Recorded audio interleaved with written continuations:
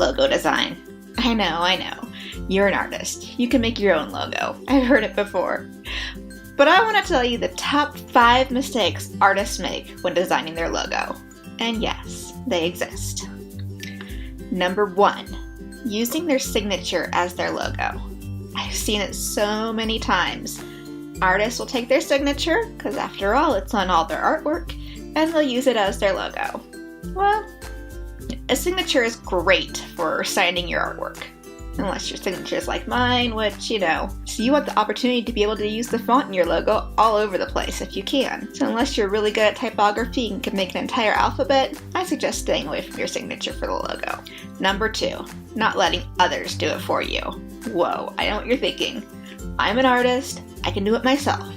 Well, there's a whole internet full of free fonts that typographers have made for you, and they're really great.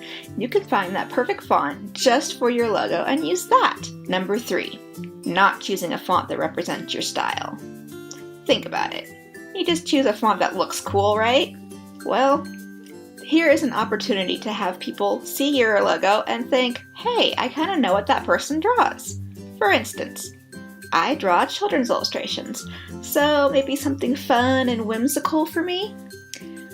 You might be a little more graphic in your art, so a nice sans serif font would be great for you.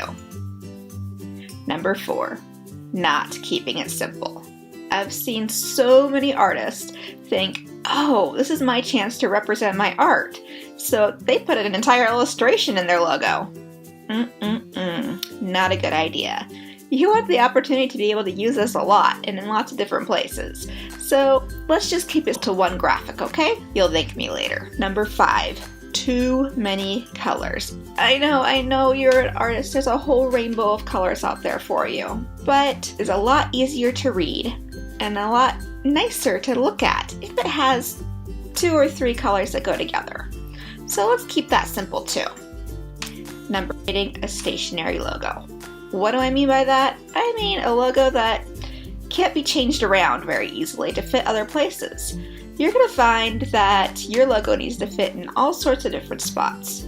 Circle areas, square areas, rectangular areas, and you want to have a logo that you can switch around a little bit to fit in those places and still look good.